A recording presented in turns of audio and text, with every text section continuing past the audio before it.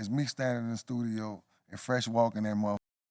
And that nigga got my FUBU shirt on. I've been looking for that for about 3 weeks. This nigga that put that on, sent that to the cleaners. He had to. I got it right. He went and bought shoes and everything, matched my shit up. And this when nobody ain't know what FUBU was. This was in the beginning. It was yellow. Fresh busting that like, yeah, nigga. I gave you a big red records speech. Yeah. Like, you put your shit down, you lose round here, little brother. He said, nigga, oh, you don't know about Down the Drive, nigga? I was the new nigga on Down the Drive. I didn't know that. I was like, you left your shirt, that bro. Boy said, I ran that to the cleaner. He said, oh, I'm going to bust this again, nigga. that nigga took my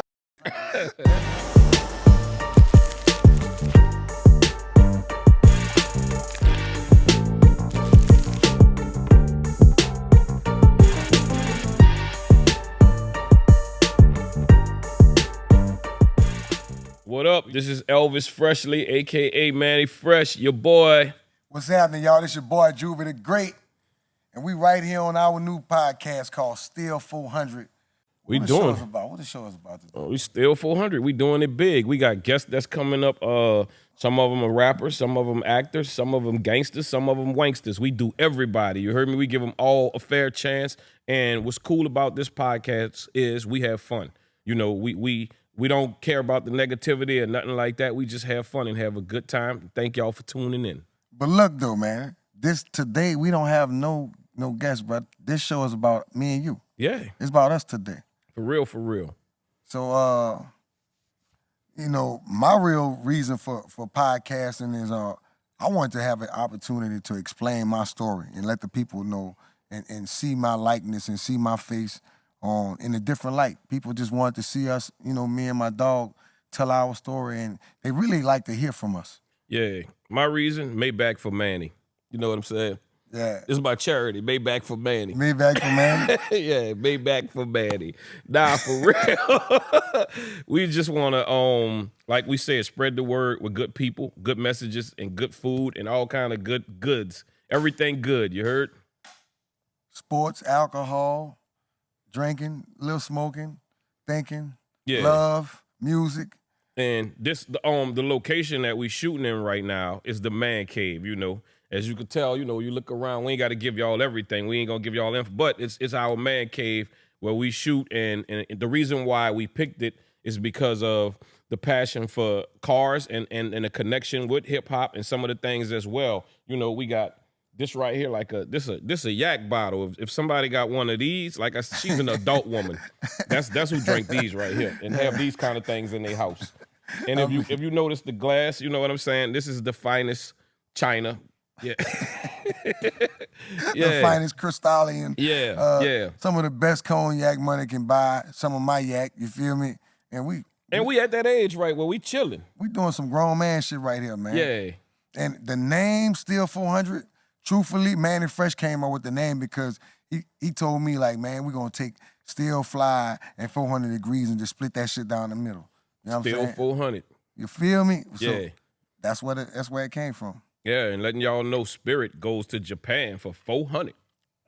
Just in case you didn't know.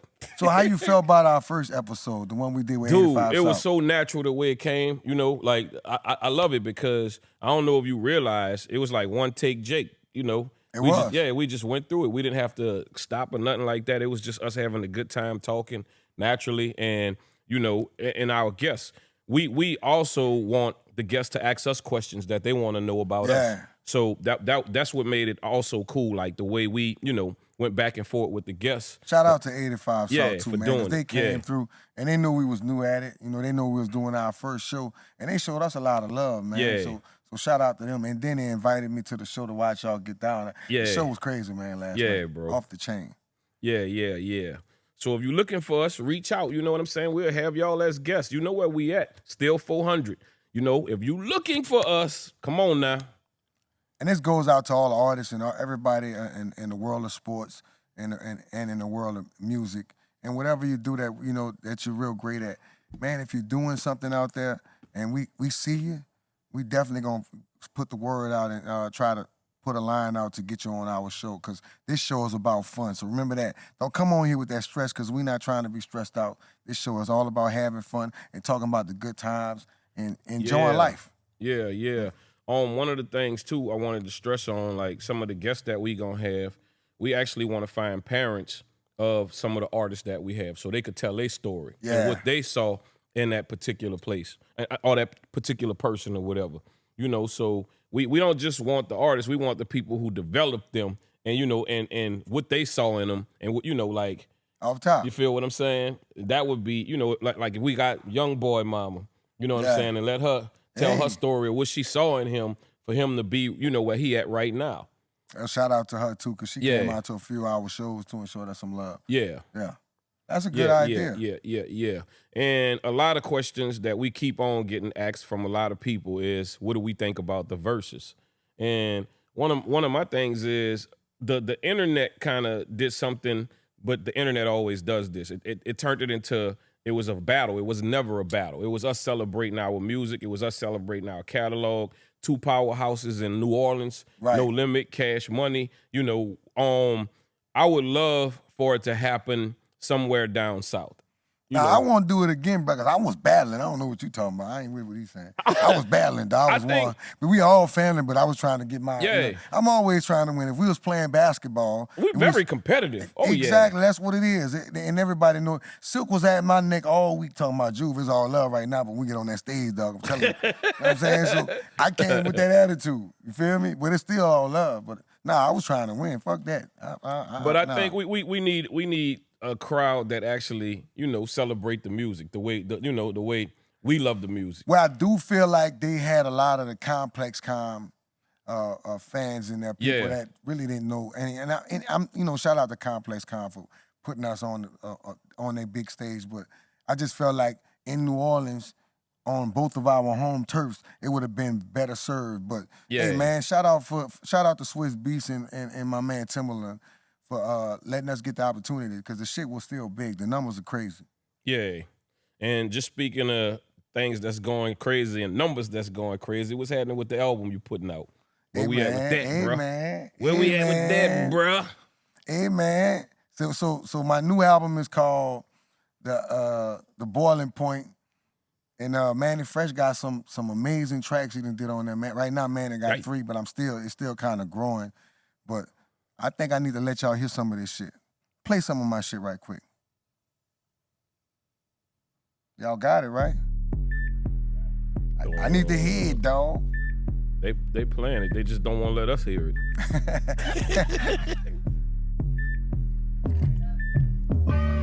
I treat my girl like a queen, long as she understands one thing, that I'm the motherfucking king. Look at your cars, look at your house, you want for a motherfucking thing. You insecure, look at that diamond on your motherfucking ring. You piss me off so much, sometimes I need a motherfucking drink. But let a nigga disrespect, I'm off of that motherfucking pay. Go to sleep with a beast, do everything that you said. Don't be thinking about nothing else, think about I was up in your bed, take a sip of this shit, pumping this bed, now y'all feds. Legs looking like caramels, you ain't even gotta go shave. I admit you a bad one, but don't let it go to your head. You gon' have a nigga pulling up like Santa Claus in that sled. I'm a fan, baby. All that ass you gotta need some more hands, baby. You ain't gotta do a whole lot, just do what you can, baby. I had to stop looking out, rocks up when you dance, baby. I'm a fan, baby. I'm a fan, baby. All that ass you gotta need some more hands, baby. You ain't gotta do a whole lot, just do what you can, baby. I had to put my hand on my dance, watching you dance, baby. I'm a fan, baby. I'm a fan, Junior. I'm a fan and a hater. I hate when you with your friends, cause them hoes don't be in my favor. Young Juve right there, nigga. She shaking ass on top the table. She got me blocked on the ground cause I done flashed out on her neighbors. Why you liking my girl pics? And your DM with that foolishness, I'm 10 about my bitch. I put belt the ass, that's why she don't be telling me about shit. She gon' act like she don't hear me, put that mouth and pussy on me. Anytime that she come, don't tell me nothing. I had told you I was crazy from the fucking jump. Last year for our anniversary, I got her pump. They come give me autograph cause I'm your #1. Matter of fact, just bring it over, let me bust, give me a son. All that ass you gotta need some more hand, baby. You ain't gotta do a whole lot, to do what you can, baby. I had to stop looking. I rocks up when you dance, baby. I'm a fan, baby. I'm a fan, baby. All that ass you gotta need some more hands, baby. You ain't gotta do a whole lot, to do what you can, baby. I had to put my hand on my dance, watching you dance, baby. I'm a fan, baby. I know 4 or 5 old bitches suck you out your body. Look what that nigga says. I can't believe you Still stealing clothes, bitches. Scheming niggas out there. Exes in their old bitches. She got your credit card, going hard, Swiping that bitch crazy. Can't do it nothing cause y'all fucking little bitch got your baby. Fresh. Outside worldwide. Belong to the streets. Keep your head up, little brother. But your Bitches are free. All that ass, you gotta need some more hands, baby. You ain't gotta do a whole lot, just do what you can, baby. I had to stop looking. I rock some of you dance, baby. I'm a fan, baby. I'm What? a fan, baby. That's that vibe right I'm there. gonna give y'all some more of that a little later in the That's show, that but I had to vibe. hit y'all with that right there. So far, like out of everything that you like done, like career wise, what you think is your favorite song? Like that one that you do where you just like, damn, this one gonna deliver. Yeah, it's 400. It's 400 degrees. That's really my fight song. Yeah. I got a few more that I like, but I just feel like when I got that 400 playing, man, that fucking attitude just, my shit just totally different. I be at their throat fresh. You knew it when you first heard it, because I remember the night me and Joe Casey stayed in the studio. Yeah. That was the night we was trying to prove to y'all we could do our thing without y'all there. You're like, all right, Yeah. we're gonna give y'all a shot. You hear me? Yeah. I say, Joe, I gotta cut up, dog. I gotta cut the fuck up. And shit, that's what y'all got. But me and Fresh used to be at each other's throat. I ain't gonna lie. When it came down to challenging, I was really trying to beat him out because that nigga used to always try to top me with his beats. I think that's what made these songs good. You know, when Yeah. you got a competitive spirit, you know, like if you did something that was dope, like far as rap, I was like, okay, I got to redo the beat. His rap killing my beat. Like, you know what I'm saying? And that's what always made these songs good songs, when you have that. And the chemistry of actually being there with the producer. You know, I know now there's a lot of people that send beats because that's the times that we living in. Yeah. But there's nothing like being there with somebody creating that Yeah, song. from the boom and Yeah, the tap. yeah. From the boom and the tap. Yeah, you're right. Yeah. A lot of our music was created like that. And the crazy part about them albums when we was making them, and I always tell people that I didn't know where the songs was going at. Yeah. Y'all didn't used to tell us. Y'all be like, man, we just recording. Like, Yeah. man, what this for? And then your album up next, and then some of the songs you record, you say, oh, that shit going on my album. Yeah. Oh shit. That's how 400 Degrees went. I was shocked that a lot of songs went on my album I thought was for the Hot Boys album. Yeah. I think, believe it or not, one of my favorite songs is Soldier Rags, because it was so raw. Like, you Yeah, know that what I'm was raw. saying? That song was so raw, like the way it was put together, like, you know what I'm saying? There's a few sounds, but it sounds so big. And it Like, was the beginning. Yeah, yeah. And just I like to put the helicopter in the front of it. Yeah, Like that was crazy. Yeah, you know what I'm saying? That was crazy. Like that. Then when you dropped that song in our city, once you heard them helicopters, you knew what was coming Yeah. on. You know what I'm saying? You know? Dun, dun. Everybody got camouflage. Yeah, yeah. Everybody. I just remember that song, you know, and even that album, like, you know what I'm saying? Because that was our first time, you know, doing it, and just the chemistry of how good that happened. Like, you know what I'm saying? To be like, damn, like, this is what we came out of this with. Right. Like, you know, that Right. album, it definitely set up 400, but just that album, you know, it was just genius, the whole album, like everything that was on that, like, you know what I'm saying? And that pimping them niggas, checking them niggas from Uptown. I was like, oh my God. Yeah, I was in raw form on Yeah, that one. I ain't gonna dude. lie, I was in raw form on that Yeah. one. I had something to prove on that. A lot of songs on that first album, you know, I was hungry. I always talk about that because they always ask me what's my favorite album, and I always say Soldier Rag was the favorite album because a lot of Yeah. people say, you know, they always say Project English. I get a lot of Project English out of everybody. Yeah. And I'm like, damn, you don't like 400? They say 400 good, but we know 400 followed up Yeah. Soldier Rag. So Yeah. Soldier Rag always been that album for me. But man, one of our most memorable moments in the studio that I could think of is me standing in the studio and Fresh walking that motherfucker, and that nigga got my FUBU shirt on. I've been looking for that bitch for about 3 weeks. This nigga that put that bitch on, sent that bitch to the cleaners. He had to. Oh, yeah, I got it right. He went and bought shoes and everything, matched my shit up. And this is when nobody ain't know what FUBU was. This was in the beginning. It was yellow. Fresh busting that bitch. He's like, yeah, nigga. I gave you a big red records Yeah. speech. Yeah. Like, you put your shit down, you lose He round said, here, nigga, little brother. he said, nigga, oh, you don't know about Down the Drive, nigga? I was the new nigga on down the drive. I didn't know I that. was like, you left your shirt, That bro. boy said, who I ran that bitch to the clean. He said, oh, I'm gonna bust this bitch again, nigga. That nigga took my shit. That's my most memorable moment in the studio with Fresh. When do you think like we had that moment where you knew like Cash Money was really taking off? Like you was just like, you know what? We on some other shit. Honestly, Yeah. I'm gonna be honest, bro. When I went to remember the Plaza? Yeah. I went to the Plaza on a Saturday. We had an autograph session. And they ran us up out that motherfucker. You remember that? Yeah, I remember Yeah, that. I mean, When boy, the crowd was crazy, crazy.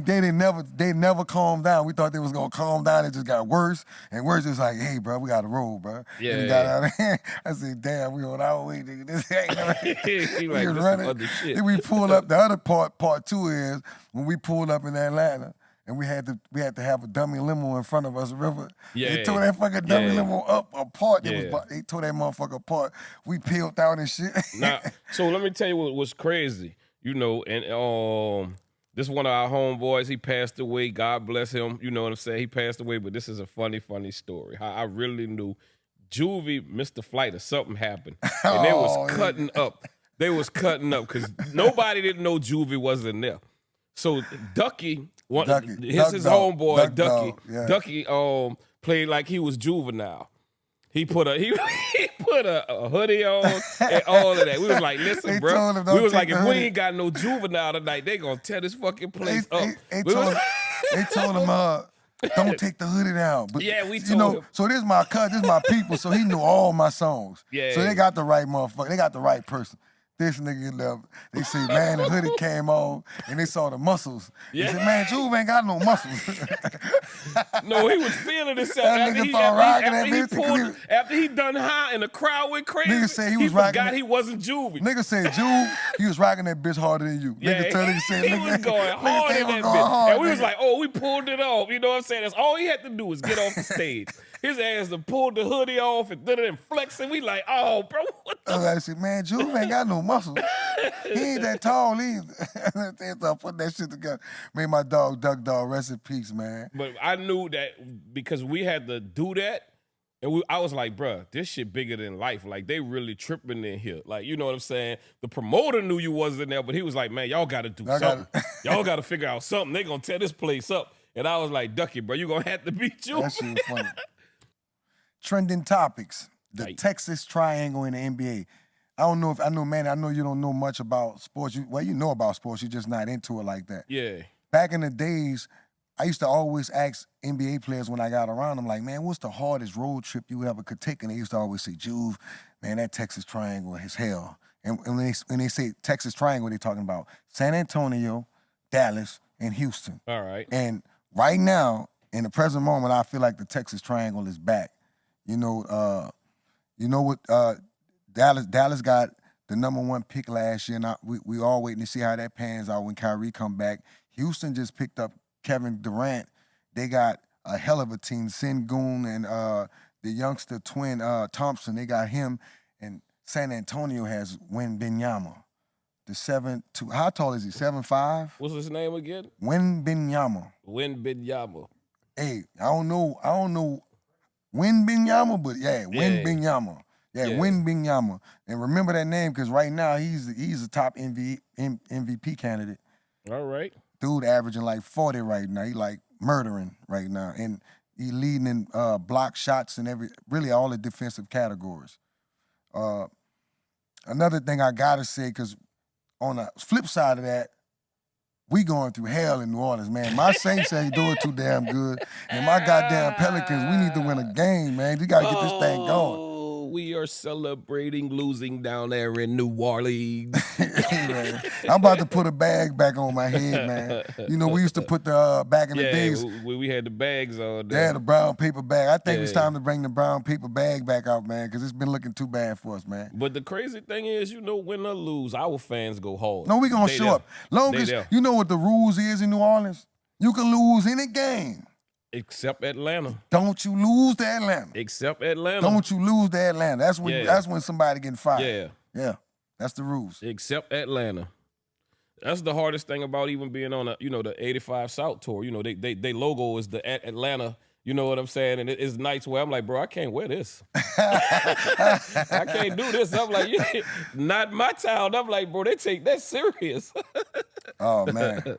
And I gotta send a special shout out to my man Magic Johnson on winning I think his 16th championship. The Dodgers won the World Series. And it was a kind of like a heartbreaking loss for Canada, man, because, you know, they had a rough year in sports, man, and on both sides, in baseball and also in I think hockey too, right? They had a hard year, and to see something like this happen to them at home in a game where they was winning, it was up 3-0.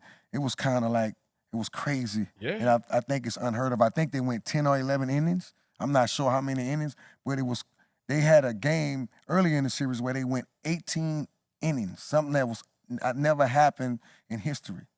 And the Dodgers won. So the Dodgers look like the team of 2025, 2024, and probably 2026, because they won it back to back. Yeah. Who is Buddy that's in trouble right now with the gambling stuff that's in you know what I'm saying, in sports? The dudes who, y'all know who I'm talking about, the guys who Chauncey. Yeah. We staying away from that stuff, man. We're not getting into that. The mob mob is connected and all that stuff. His name We Chauncey?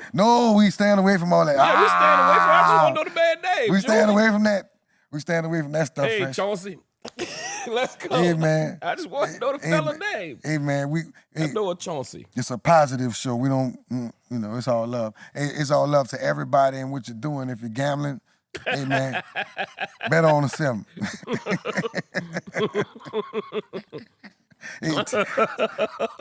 And hey, you want to choose casinos? Go to Ari and tell them Juvie sent you. I need some credit.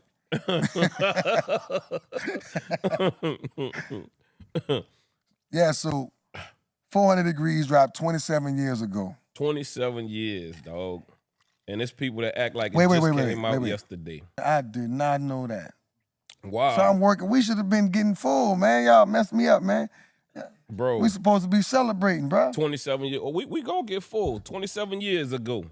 You heard? We gonna be slizzard in here, you heard?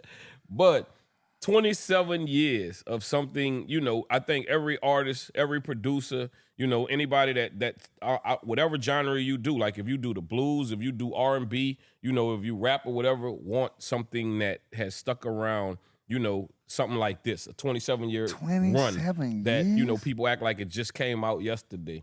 That is truly a blessing. It's people in the NBA and the pros and different leagues that ain't even 27 years old. And it's sweet too, boy. Years? Like I like to always say, when we be having our little meetings or whatever, when I'm mad at sometimes when we family, and I'm just saying this in a good way. I'm like, y'all know we in the fourth quarter.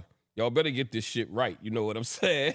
And then to be like 27 years, and when the lights come on, and Juve go out there and he performs like it just came out yesterday. You know what I'm saying?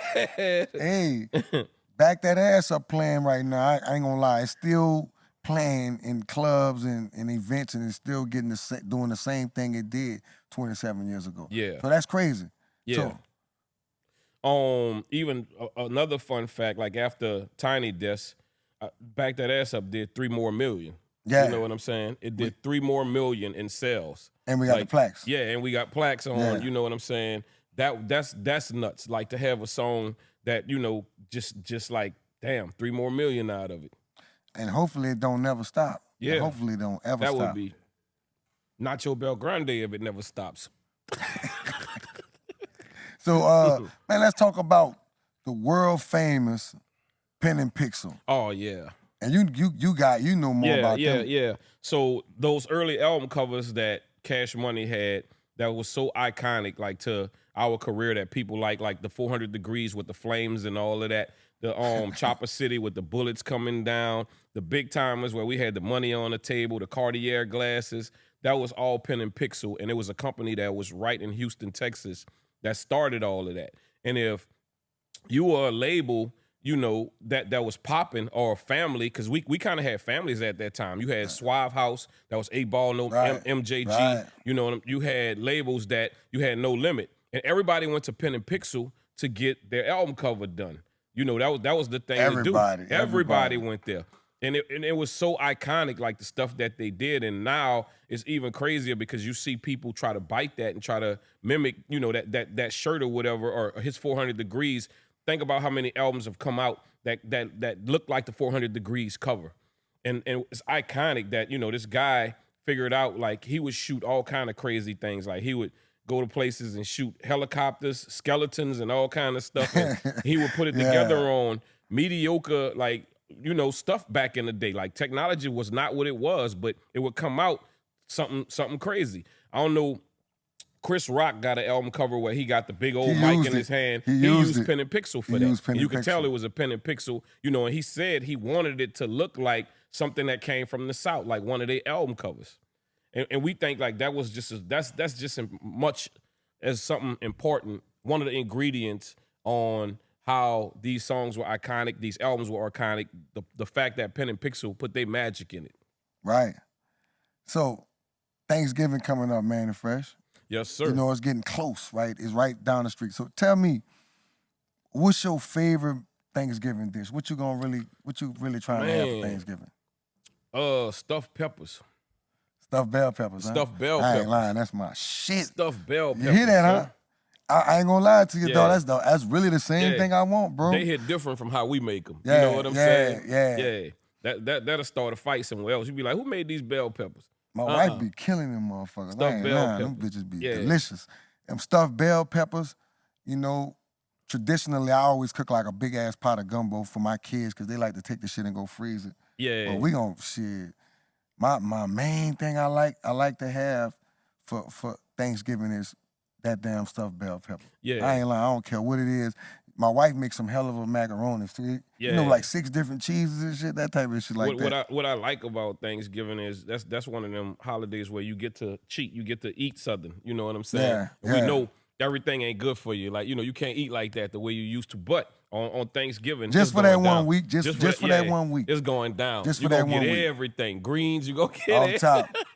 And also, you know what I've been doing traditionally? We've been doing this for years. I'm doing it again traditionally with Inspire NOLA. I'm giving away turkeys right there in the hood on Yes, 2nd sir. and Drive. Yes, that's been going on for forever, bro. Got And turkeys and hams, and you might have big some ups, chickens too. Big ups, Yeah. big ups. I mean, I Yeah. think with everything that's going on, and we're gonna stay away from that. But with everything that's going on, you know, everybody need that. Everybody, you know, there's a lot of people who need that hand up. Yeah, So, yeah. so yeah, bro. Yeah, yeah, Good man. looking on that one. Who has the craziest fans, rappers or athletes? Out of rappers and athletes, well, one of Shit, the I think streamers right now. I think you missed one. yeah. I think the streamers got the craziest Yeah. fans. You saw that shit happen with Kai Cenat in New York. They locked his ass up. But Yeah. but even for somebody to just want to see you sleep or just stay on all, that's something else. Like, you know what I'm saying? To be like, we want you to just stay live, you know, all the time, every day, and just, you know, and you gonna stay. What are we doing? You know what I'm saying? Yeah. So yeah, I think they kind of got the craziest fans. The streamers got the craziest fans, man. Goddamn. I don't think it's even close. I think rappers make it dangerous for athletes because athletes want to be that. You know, if you play football, you wear a helmet, so you don't get to be seen. You are so. That's one. You know what man. I'm saying? So when you in the club, you over exaggerate. You just like, who is that? He got on 10, 20 chains. You know what I'm saying? He wants somebody to know he's somebody. And yeah, they say that NBA jury and that NFL jury just hit different in the club. Yeah. You know? So it's facts. So what you get a lot of cats going to the clubs or going out, and they just like you said, they do things out of their character to get that extra attention and put themselves sometimes in bad situations. Yeah. You know, so yeah, rappers and I always say this, rappers and athletes, we have a lot in common because the alternative for what they do is what we do, and the same is vice versa. But man, I feel for some of those football players because of that reason that they wear the helmet, and the NFL really don't allow them to have the helmets off on the field. So you really don't know who the hell they are. And you know the name, but you don't really know the club, face. He get loose, boy. Yeah. They be like, man, I'm da-da-da. Be like, damn, nigga, you going to Hall of Fame, nigga. Like, why is you wilding like this, nigga? If anybody went to the LL Cool J cruise, the 400 Degrees band killed it every night. every night. Like, you know, they was the house band for, you know, Yeah. the whole week or whatever. And what they did, it was phenomenal because it was just like they was like, damn, this a different thing. You know, they was like they didn't just play music. They took stems from audio files of songs, you know, and they played music behind it and changed it to their own remix. And they called up pretty much anybody who wanted to rock with them, and they adjusted to them. Yeah, you know what I'm saying? I wish I could have been there to see it, but I've worked with them, you know, me working with them over the years, man. That's what they do. That's just what they do, man. Them cats is, and I'm proud of them, man, because they sit down, they really take the time out to put in the work. You know, it ain't something simple to play for that many artists, but they really they really put a lot into it. One of the highlights of all of it was Twista. We all, you know, Twista, he is, I mean, hella dope, like in everything that he do. But, you know, he had this moment where he tried the band. You know what? He was just like, all right, I'm just going, he was like, let me see y'all drummer get down. Oh. You know what I'm saying? And then he was like, okay, now we move into the keys. Let me see y'all keyboard player get down. Then he was like, okay, let me see the guitar player get down. And he was like, bro, this has changed my life. He was, and this all happened in real time on stage. Like, you know what I'm saying? Where he had this moment where he was just like, you know what? This is how I know y'all good. I like to catch people on the spot. He was like, now if y'all can adjust on the spot, and he was like, okay, get a drummer something right now. And it was like amazing. And you know, and if you've been around people for a long time and you know their energy and you know what they do, it's almost like you proud to see them because that's your people. Yeah, and then that's really your people. Want, you just like, oh my God, they just killed this. Yeah, dude. And that energy is the same energy in our shows. What's the biggest lesson you learned from Baby and Slim? Whoa. Wait, so I'm gonna tell y'all some real shit. I think Baby's his contribution, the thing that he is great at, he can really convince you that we are going to win. We could be down by, you know what I'm saying, 48 points, 2 seconds left. Yep. You know what I'm saying? He gonna have the same attitude. He gonna come in that motherfucker talking to you. We got these bitches. I don't know what the fuck wrong with y'all. we gonna win this bitch. He can convince you like, baby, we could win this motherfucker. You know what I'm saying? And that's why I think a lot of what was good about us was whenever we had the moments of weakness, he would always figure out a way to maneuver around it to make us be like, okay, that's bullshit. We could get over this hump. My lesson from Slim and Baby was, man, they not bigger than you. Man, they used to always, I don't give a fuck. I used to be sitting there and saying, man, that nigga Jay-Z. And I would be saying, talking about raps, they was like, yeah, man, niggas ain't bigger than you. Yeah. Like, man, I don't care who it was. Like, yeah, wait till your shit come out. Wait till our shit come out. Man, their whole thing was don't put nobody on a pedestal above you. You know, it's cool to like them, but you know what I mean, be competitive against them. And shit, that I ain't gonna lie, that created a monster with me. Cause that made me have the attitude I had. That's why when I first came out, a lot of people was like, damn, he got like a fuck you attitude. And that's Slim, exactly what I had. with Slim, silence. Like, you know what I'm saying? You don't always have to scream at everything. You don't always have to, you know what I'm saying, yell at, you know, because a lot of times when you have a hood mentality, you think the way you resolve shit is, you know, you gotta get your point across. You gotta always, you know, be vocal about it. Sometimes, you know, the law office of such and such gonna fight that battle for you. When I send you these papers, that's gonna get your mind right. That's you know loud enough. That's loud enough. Yeah. What's the one thing kept you going when you felt like you should quit? Oh, man. I think I always had a spirit to go through a door that I don't know what's on the other side. I think in order for you to be successful, you have to be brave enough to go through a lot of doors that you don't know what's on the other side. Right. You know, and I had them moments a lot of times in life where I was like, man, I don't know, you know, what I'm gonna do. But if an opportunity come, you know, I'm like, I'm gonna take this opportunity. And I always noticed that there was people who didn't take those opportunities because they were scared to know what's on the other side. Yeah. You can't, you not just take risks, you gotta learn to take risks. Yeah. You know, some of us really don't know, we wanna take risks, but don't know how to take risks. So you got to know what risk to take, and when to take that risk, and make sure when you take that risk, you're not sacrificing somebody else. Take the risk and make sure it's you. You the one that's taking the risk. The most successful people I know had something, lost something, had something, lost something. Yeah. But along the lines, they learned something. Yeah. You know what I'm saying? They learned something to fix it, like to say, like, okay, I ain't gonna make that mistake again. This time I'm gonna do it a little different, and you took those lessons with you. And more than anything, the most successful people I know don't hold grudges. Man, when you went to the dance, you was trying to get a phone number, somebody to talk to, right? For sure. So and that's the same thing. And even if she said no, you still walk around there and talk to the next person, and that's just what the thing. You have to you have to take the good with the bad. You can't live your life being how they said, locked in a box.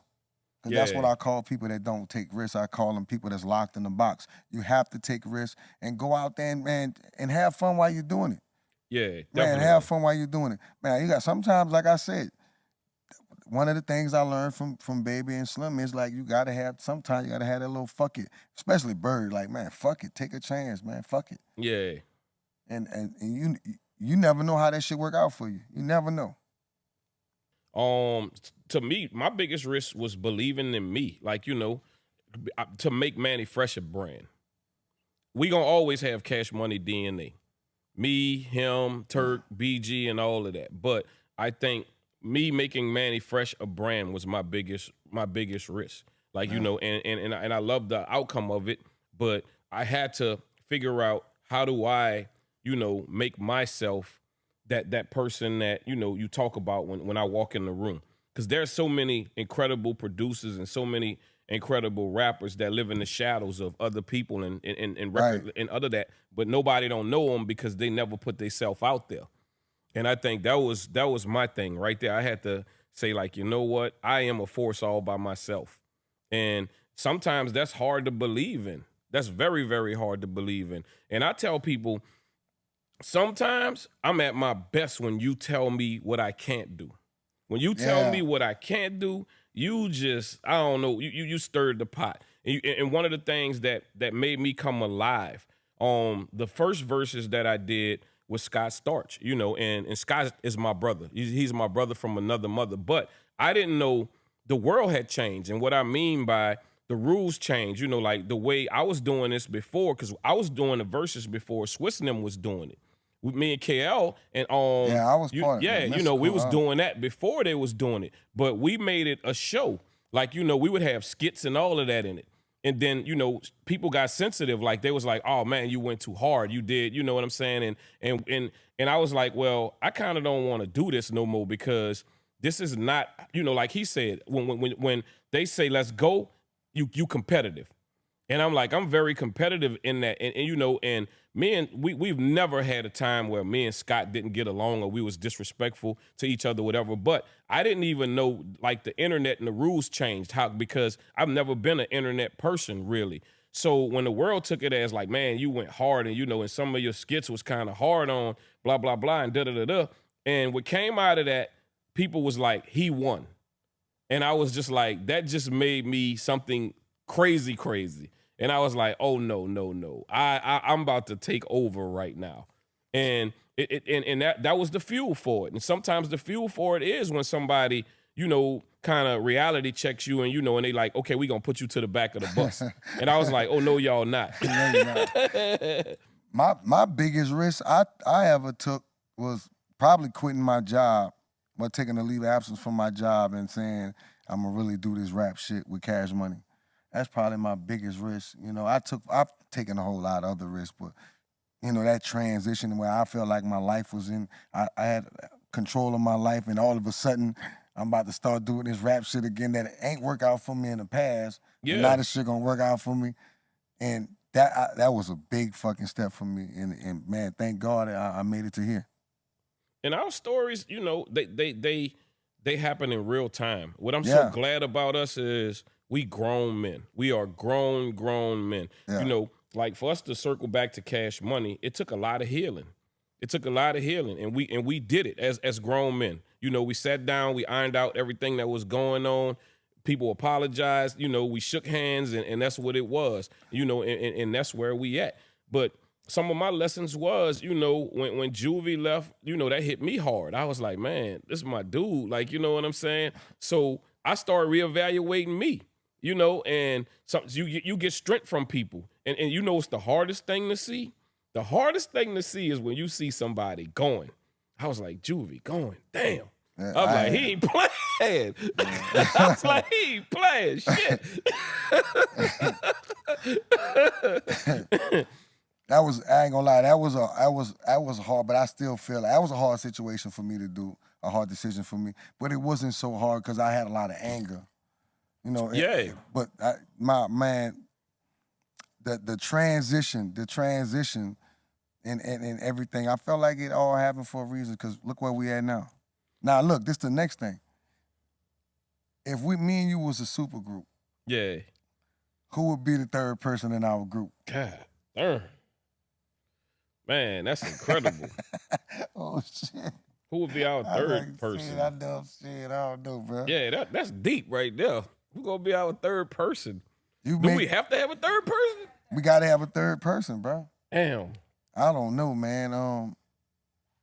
I think our third person would probably be a supporting cast or something. I would say probably C. Smith. You know what I'm saying? The dude who organized our music. That's a you good know what I'm idea. saying? That's Like, a good idea. He is the you know, he the background of everything that we do. He got to keep it going. Or if it was Raymond, the engineer or whatever, Yeah. the people who make it work for us. Like that would be the third member. Cause I think we could hold it together. So we're gonna ourselves. do this. We're gonna do this like they do. If the NFL and the NBA and all these other sports can have a 12-man, we're just gonna have a third man. Yeah. So like they call the audience the 12th man. We're gonna just call ours the third man. Yeah. So the audience, well, we're gonna say everybody that has something to do with what we got going on right now is the third man. So that means you too. Yeah. So Mannie, and the world wants to know this. What's one habit that you can't break? Man. I think y'all already know that. Me and my cars, like, you know what I'm saying? People know that about me. They, you know, they know that I'm crazy about cars, you know, and that's my hobby. Like that's my peace of mind. When I'm not doing music, I rebuild motors. I do, you know, and it's hands-on with me. It's real with me. You know, some people they like buying them and looking at them. No, I actually, you know, I grew up with my dad working on cars, so that was always a connection with me. So my connection is like when I'm not doing nothing, I like to, you know, still rebuild motors and do my thing or whatever when I get a chance or whatever, because that's peace of mind for me. Ah, I like that. I like that, man. So I got another question for you. What's one thing that I don't know about you? Wow. One thing that you don't know about me. And I'm gonna tell you something you don't know about me. Man, that's crazy. One thing that you don't know about me. Oh, I could probably tell you what it is. And I actually like DJing more than music. I like DJing more than producing. I've always been Damn, dog, I ain't know that. That hurt, nigga. I ain't want to know that. Nigga, you could have kept that to your damn self, nigga. I don't like this question no more, I've man. always been a DJ before producer. It just morphed into that. You know what I'm saying? And, you know, and people's like, which one would you pick? I'm like, I'm a DJ. All right. I'm going to tell you something that you don't know about me. I know how to drive tour buses. Wow. No, I would have never known that. I would have never. Y'all didn't know that, huh? I didn't know you could cook like he cooked. Juvie a chef. He be I acting cook. funny as shit, but he could cook. Yeah, I cook. I just cook. My wife could tell you I cook a pot of gumbo before we left. That's really why we trying to get it home too. Yeah. We just had one bowl. The kids been moving around. Juvie will come to your house and take over your kitchen. He gonna tell you what you're doing wrong and all of that. Yeah, I baked that chicken by what's McCall by that buzzer. Boy, I baked the shit out of that chicken. People want to know what's your pre-performance rituals. The funniest shit happens to me every show. So, I like to smoke and shit. So one of my things is I gotta smoke, but I don't know why, bro. And I don't know if this ever happened to you. Most of the time when I get right by the stage and I'm about to walk up on the thing, I gotta piss real bad.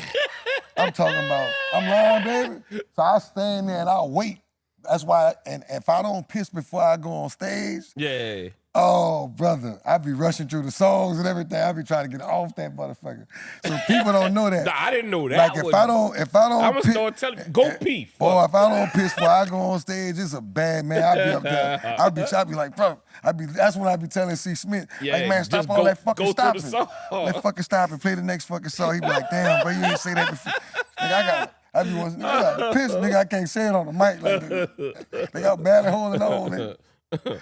Yeah, I do that before that. I already know. I know, you know what I'm saying. But one of the things we used to do in the studio, I had this drink, and when that came out, you remember the drink I used to have? Like I come to Happy studio, Juice. Happy Juice. Yeah, Fucking happy. Man, we couldn't. Man, we have studio all night. That nigga come in there with that Happy Juice. We'd probably do one song. Normally, we'd do like 5 or 6 songs. That fucking Happy Juice had changed it. It was like everything, vodka, brown liquor, blah blah blah, da da da da, and it was this That bar, he had a white group. He had it was a a white personal bar. white group. It was a white bar. Yeah, It was all the my white friends, and they started making this drink for me. That shit Of course, and then they started selling the drink. Like, you know, and I would go there and they would give it to me by sold the it by gallons. the gallons, They yeah. would give it to me by the gallons. Man, he used to fuck us up in that bitch. He said, man, Fresh showed up with the Happy Juice, man. We ain't get nothing done. I said, yeah, dude, I ain't gonna lie, bro. That shit was good as a motherfucker. It was like a mixture of some shit, huh? Yeah. And they had the red, white, and blue drink as well in New Orleans. Like, the bar was called Nick's, but it was all white kids that I knew. Like, you know, and it was just like, oh, whatever you want, whatever you want. So who had the craziest entourage back in the day? Look, hands down, it ain't even fucking close. It's Rough Riders. Yeah. What? Man, listen.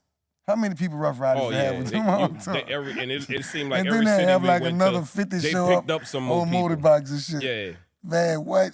Man, and then I'm talking about, it got to the point when we was on tour with Rough Riders where we started having to stay in the other hotel from them. Yeah. Because we had like, man, they kept getting kicked out in every city. They got kicked out the hotels. And it's like, y'all good? So like, yeah, we good, man. Like, where y'all staying at? Man, we done went to a whole nother spot, man, because y'all, Rough Riders, to me. That was like one of the iconic greatest tours in the They was world. the only people that I feel like Yeah. had a big entourage than us. And Master P, like, I feel like our entourage and Master P was kind of like the same. But that damn Rough Riders entourage had to be the biggest of all time. Yeah. Probably still is.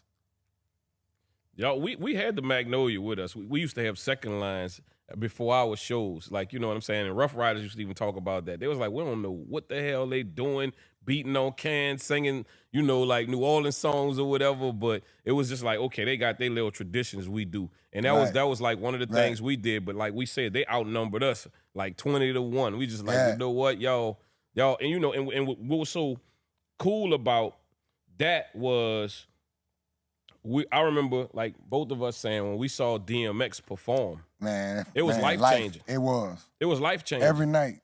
We was just like, this dude is the truth. I told Bird, like, bro, I was like, they say, man, we going on after them. I say, after DMX here? Like, nigga, I don't want to go on after that nigga, man. I said, man, did you see what that nigga just did? That nigga cried, crawled, barked, prayed, and the audience was with him. I swear. Everywhere, every step of the way. The whole, I said, man, he got him, bro. Yeah. Ain't nothing we could do after that, bro. I like, bro, I don't want to go on. He's like, all right, we ain't gonna do that no more. I said, bro, I don't ever want to go on after them. We was just in New Orleans and shit, and Houston, so they were like, man, we gonna go on. I was like, bro, I don't want to do that no more. Like, fuck that. That's torture.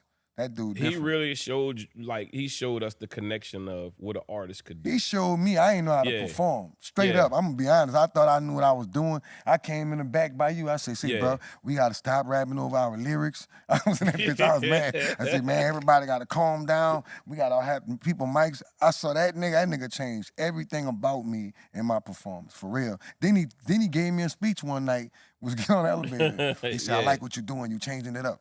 You trying harder. He said, keep on doing that. I was like, yeah, man. He said, I see you changing it up.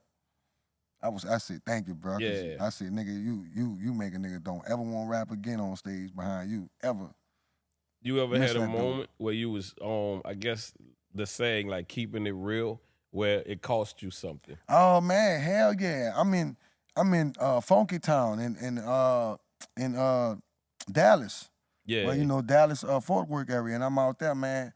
And the dude was promoting me for a show, but he ain't never talked to me or nothing. But the place was packed. Yeah. And you know, I'm like, you know, I'm out there. I got 2 bus loads. You know, I got my chest all like, man, I'm going to get my money. Boy, why I went over there? Boy, them dude was ready for it. I ain't have enough bus loads. I should need like 10 more bus loads. Boy, the police was tapping on the door, telling me, hey, if y'all don't get off this thing and give us a show, y'all, you know what I'm saying? Y'all might as well roll out now because ain't nothing happening. Yeah. Dude was on the bus dude got on the thing, said, man, I said, well, damn, bro, you promoting me, you ain't pay me no money. He said, man, I ain't paying you nothing. He said, man, you know where you at? He said, look outside the bus. I looked outside. I said, man, where my dad at? That's the first thing that took in my mind. Man, my dad ain't there, you know, but JD will hurry up and go set the pictures up. He done jumped off the bus and went and set a picture boot up. He think it's regular. Wow. I'm like, oh, man, my people in the club. I got to get this man out the club. So I got to make a long story short. We got him out the club, but we called the police on the police. Yeah.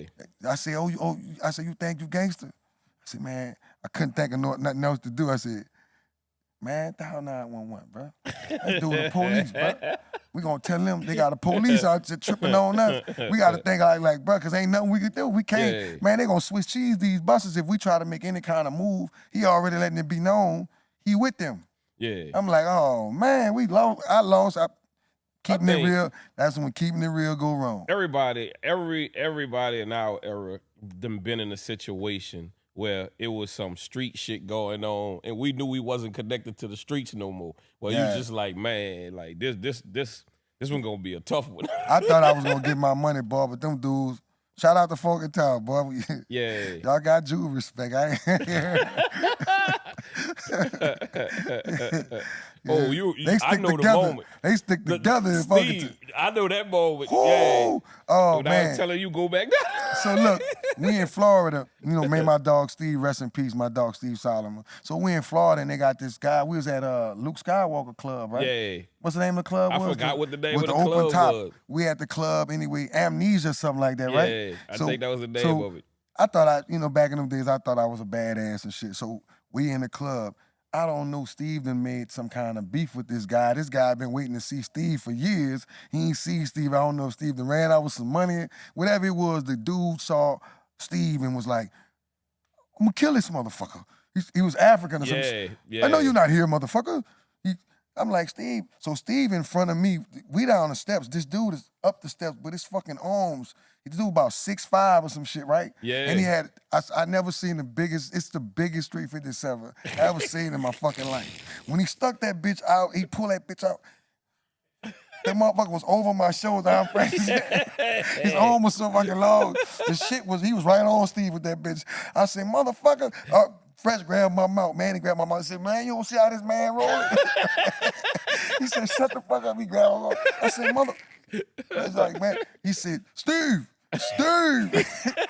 So that gun was about that long. That motherfucker was long. So the dude, some kind of way, man, they told the dude we was coming to perform. He let the shit go. We got out that bitch safe.